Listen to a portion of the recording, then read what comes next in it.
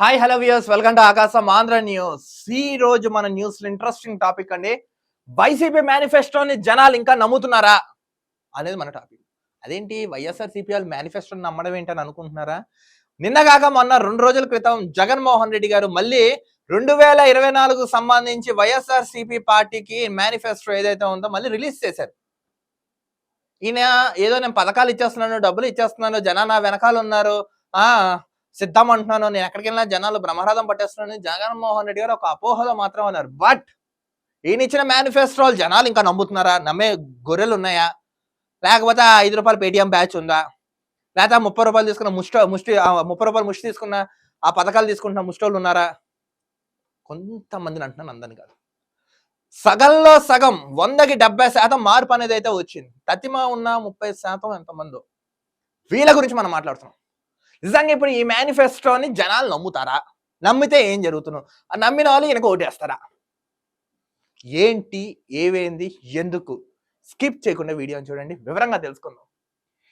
యువజన శ్రామిక రైతు కాంగ్రెస్ పార్టీ అని పెట్టిన వైఎస్ఆర్సీపీ పార్టీ అధినేత జగన్మోహన్ రెడ్డి గారు ఈయన ఎప్పుడైతే 2014లో పాదయాత్ర చేసిన సమయంలో నేను మీకు ఈ మేనిఫెస్టోలో ఈ హామీలు ఇచ్చేస్తున్నాను, ఈ పథకాలు ఇచ్చేస్తాను, మన ప్రభుత్వం వచ్చిన తర్వాత 25 ఎంపీ సీట్లు గెలిపిస్తా, ప్రత్యేక హోదా ఎలా రాదో అని ఆయన ఎప్పుడైతే చెప్పిన మాటల్ని జనం అయితే ఎప్పుడైతే నమ్మారో జగన్మోహన్ రెడ్డి గారి మీద అప్పుడు ఒక విల్లు వచ్చేసింది. ఈయన నిజంగా పులివెందుల పులి అనుకున్నాం. బట్ వాస్తవిక జీవితంలో పరిస్థితులకు వచ్చేటప్పటికి మొత్తం చిన్నభిన్నం అయిపోయింది. జగన్మోహన్ రెడ్డి చెప్పిన వాగ్దానాలు ఒకటి, చేస్తుంది ఒకటి, చేస్తుంది ఒకటి, చేయబోయేది ఒకటి అన్నట్టుంది. స్టిల్ ఇదే మేనిఫెస్టోని 2019లో పెట్టిన మేనిఫెస్టోని తీసుకొచ్చి 2024లో సేమ్ అదే యాన్సర్ మొత్తం చింపేశారు జగన్మోహన్ రెడ్డి. దీనికి ఏం సమాధానం చెప్తారు? అసలు ఏం జరిగిందో క్లియర్ గా చూద్దాం. అసలు ఏ ఉన్నాయి ఇందులో చూద్దాం. చూడండి,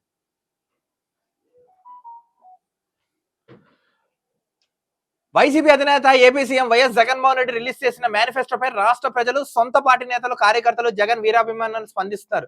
వారి రియాక్షన్ చూడండి. చాలా మంది ఆంధ్ర రాష్ట్ర ప్రజలు స్పందించారు, వైసీపీ కార్యకర్తలు స్పందించారు, ఆయన అభిమానులు స్పందించారు, నెక్స్ట్ వైసీపీలో ఉన్న కొంతమంది అభ్యర్థులు కూడా స్పందించారు. అసలు ఏం చేయాలి?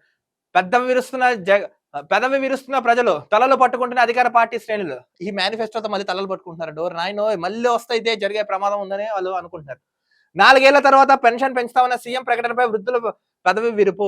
4 years తర్వాత పెన్షన్ పెంచుతారంట. చంద్రబాబు నాయుడు గారు వచ్చిన తర్వాత 4,000 ఇస్తా అని చెప్తున్నారు. ఈయన ఏంటి 4 years తర్వాత పెంచుతా అని చెప్తున్నాడు. ఈయన అధికారంలోకి రాగానే 4,000 చేస్తామంటున్నా టీడీపీ కూటమి. ఇదిగోండి, టీడీపీ కూటమి 4,000 చేస్తామని వాళ్ళు చెప్తున్నారు. అమ్మఒడి ఇదివరకు 15,000 ఇచ్చారు, ఇప్పుడు 17,000 ఇస్తారంట. అది ఒక్కరికే అంటున్నా వైసీపీ. ఎంతమంది పిల్లలు చదివిస్తే అందరికి ఇస్తామంటున్నా చంద్రబాబు నాయుడు గారు. మీరు ఎంతమంది పిల్లల్ని చదివించండి, వాటికి సంబంధించిన డబ్బులు నేను ఇస్తాను చంద్రబాబు నాయుడు గారు హామీ ఇస్తా. వైసీపీ వాళ్ళు చూడండి, ఒక్కరికే ఇస్తారంట. మరోవైపు బీసీ మహిళలకు 50 ఏళ్ళకే పెన్షన్ ఇస్తామంటూ కూటమి హామీ ఇచ్చింది. సంక్షేమ పథకాలు ఇస్తామంటూ గొప్పగా చెప్తున్నారు. జగన్ ఇప్పుడు కొత్త లెక్కలు చెప్పుకొచ్చారు. అమ్మఒడిని 15,000 నుంచి 17,000కు పెంచారంట. 15,000 నుంచి 17,000 పెంచారంట. ఇందులో 2,000 పాఠశాల నిర్వహణకు మినహాయిస్తామని తెలిపారు. అందులో 2,000 పాఠశాల నిర్వహణ అంటే మెయింటెనెన్స్. వైసీపీ ప్రభుత్వం ఇంట్లో ఒక విద్యార్థికి మాత్రమే అమ్మఒడి ఇస్తున్నారు.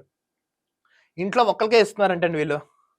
అసలు చూడండి, ఇందులో బాగా అవినీతి. అసలు చూడండి, ఇలా మేనిఫెస్టోలో విద్యకు లేదు, వైద్యానికి లేదు, ఉపాధి లేదు. ఎందుకు ఆ మేనిఫెస్టో నాకు అర్థం కాదు. అది పాంప్లెటే, సాక్షి పేపర్ అది మీరు ఇచ్చిన మేనిఫెస్టో.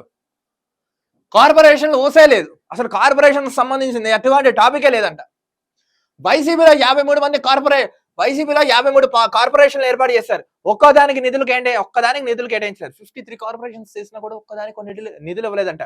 ఇప్పుడు కార్పొరేషన్ కోసం పెద్దగా పట్టించుకోలేదు. అదే కూటమి అయితే బీసీ సప్లైన్ ప్లాన్ అమలు చేసి రాయితీ రుణాలు అందిస్తామని తెలిపారు. టీడీపీ వాళ్ళైతే కూటమి వస్తే బీసీ సప్లైన్ నిధులు చేసిస్తామని చెప్పారు. ఎస్సీ ఎస్టీ సప్లైన్ నిధులు దారి మళ్లించే లేదని, వైసీపీ ప్రభుత్వం రద్దు చేసిన 23 సంక్షేమ పథకాలు పునరుద్ధరిస్తామని చంద్రబాబు నాయుడు గారు తెలుపుకొచ్చారు. వైసీపీ అధికారం వచ్చిన తర్వాత వీళ్ళు 23 సంక్షేమ పథకాలు రద్దు చేశారంట. తెలుసా మీకు? అంబేద్కర్ విదేశీ విద్య చేసేశారు. ఈయన జగన్మోహన్ రెడ్డి పేరెట్టుకున్నారు. కానీ ఏవైతే రద్దు చేశారో అవన్నీ నేను చేస్తానని చంద్రబాబు నాయుడు గారు హామీ ఇచ్చారు. మరో 5 ఏళ్లలో పోలవరం పూర్తి. December 2021 we complete, we will do it అని పిచ్చుకొకలా అరిచాడు కదా వాడు. ఆ నోటితోలు అనిల్ కుమార్ గారు ఏం చేశాడు? పోలవరం ఇంకా 5 ఏళ్ళు మళ్ళీ వాయిదా వేశారు. టీడీపీ హయాంలో ప్రభుత్వంలో 72% మేర పోలవరం ప్రాజెక్టు పనులు పూర్తి చేశారు. రివర్స్ టెండరింగ్ అంటూ వైసీపీ ప్రభుత్వం కాంట్రాక్టర్ని మార్చేసింది. వీళ్ళు నిజంగా క్లియర్ చేశారు, బట్ రివర్స్ టెండరింగ్ పేరు మీద మార్చేశారు. నెక్స్ట్ పీజీ కోర్సులకు రియంబర్స్మెంట్ లేదు. చదువుకి రియంబర్స్మెంట్ లేదా మనకి లొటపీస్ అవన్నీ ఈ పథకాలు కానీ అవన్నీ బొంగని భూషాన్ని తీసుకుని విద్యకు లేకుండా పోయింది మొత్తం మనకి ఇప్పుడు మేనిఫెస్టోలో. రైతులకు ఉత్తుత్త హామీలేనా? యువజన శ్రామిక రైతు కాంగ్రెస్ పార్టీ, మన పార్టీలోనే రైతు పేరు ఉందని చెప్పుకొచ్చాడు జగన్మోహన్ రెడ్డి. అసలు రైతులకు అసలు ఊసే లేదు, అసలు ఏం పెట్టలేదంట. చూడండి, రైతులకు 12,500 రైతు భరోసా ఇస్తామని జగన్ గత ఎన్నికల ముందు ప్రకటించారు. కేంద్ర ప్రభుత్వం ఇచ్చిన 6,000కు అదనంగా 7,500 మాత్రమే ఇచ్చాడు. రైతులకు అదనంగా ఏం చేస్తారో జపం చెక్కలేదు. అంటే ఇప్పుడు ఇది ఎలా ఉంటుందంటే 70-30 రేషియో. 70 కేంద్ర ప్రభుత్వం ఇస్తే 30 వీళ్ళు ఇవ్వాలి, కానీ 30 రూపీస్ కూడా ఇవ్వలేదంట. రైతులకు నిండా నోట్లో మట్టెట్టు కొట్టాడు జగన్మోహన్ రెడ్డి. పాత సీసాలో పాత సారా, ఈ లిక్కర్ స్కామ్, లిక్కర్లు ఉంటాయి చూసారా, క్వార్టర్ సీసాలు, ఆ పాత సీసాలో పాత సారా పోసి అమ్ముతా ఉంటున్నాడు. మద్యపాన నిషేధం చేస్తా అని చెప్పి మద్య షాపులు ఎక్కువ ఓపెన్ చేయించాడు. ఒక ఊర్లో 6 షాపులు ఉంటే ఈ మహానుభావుడు వచ్చిన తర్వాత 12 షాపులు అయ్యాయి తెలుసా అండి మీకు? కాపు నేస్తాం కాదు దగా నేస్తాం, కాపులకు రిజర్వేషన్ ఇస్తానని లేదు, అది కాపు నేస్తాం కాదు దగా నేస్తాం అని చెప్తున్నారు.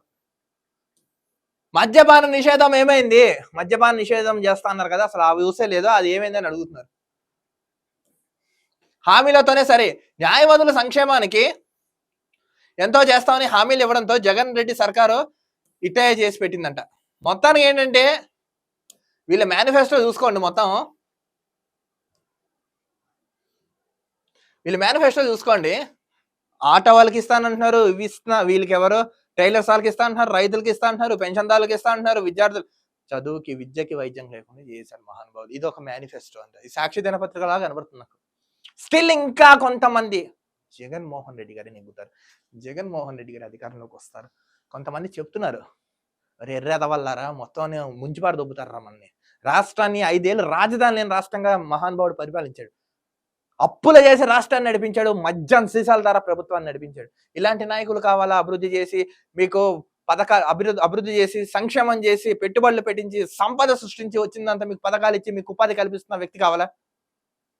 ఎల్లో మీడియా, పచ్చ మీడియా సిగ్గు లేదా మాట్లాడుతున్నానికి మీకు? కొంతమంది అంటున్నా సోకాల్ ఫెలోస్ నేను మాట్లాడుతున్నాను, సిగ్గు అనిపించట్లేదు మీకు? 420 కేసులు, A1 A2 ముద్దాయి 38 ఛార్జ్ షీట్లు ఉన్నాయి. ఇతను మనం సీఎంగా ఎన్నుకున్నట్టు సిగ్గుపడాలి మనం. మళ్ళీ ఇంకా ఈ మేనిఫెస్టో సిగ్గు లేకుండా జగనన్న జై, జగనన్న జై అని అనిపించుకుంటారు. మొన్న ఈయన మేనిఫెస్టో చెప్పే సమయంలో ఇది తీసేశాడు, ఎలా తగ్గిపోయింది? కనీసం మార్క్స్ ఉంటాయి కదా. మనం గొర్రెల ఎదవాలి కాబట్టి, వీళ్ళకి తెలుసు కాబట్టి ఆడుకుంటాం. మనలో చలనం చైతన్యం రావాలబ్బా, గుర్తుపెట్టుకోండి. స్టిల్ ఇంకా నమ్మారా? మిమ్మల్ని మీ బతుకుల్ని ఆ దేవుడు కూడా బాగు చేయలేడు, రాసి పెట్టుకోండి. నాకు తెలిసి జనాలు ఎవరు నమ్మట్లేదు, మార్పు అయితే కోరుకుంటున్నాను అయితే అనుకుంటున్నాను. బట్ మార్పు కోరుకున్న ప్రతి ఒక్కరు అభివృద్ధికి వైపే ఓటేస్తారు అనుకుంటున్నాడు. మార్పు వద్దు, మాకు ఆడు ఇచ్చే 30 రూపాయలు సరిపోతున్నాడు, ఇలాంటి వాళ్ళకి ఓటేసుకుంటారు. ఆంధ్ర రాష్ట్ర ప్రజలారా, ఎవరు కానీ సుదీర్ఘ అవకాశం ఆంధ్ర రాష్ట్ర ప్రజలైనా మనకు వచ్చింది. దాన్ని అదే ఎలక్షన్స్. ఓటని ఆయుధంతో మనం బుద్ధి చెప్పగలిగితే మంచి అభివృద్ధి దిశలో నడిపించిన వాళ్ళు అవుతాం. అభివృద్ధి చేసే నాయకుడు కావాలా, అప్పుల పాలు చేసే నాయకుడు కావాలా, మీరే తెలుసుకోండి. ఓటేసి రాజు అవుతారా, అమ్ముకొని బానిస అవుతారా, మీ ఇష్టం. మరో వీడియోతో కలుద్దాం. అంతవరకు చూస్తున్నాండి ఆకాశం Andhra news. This is Dilip signing off.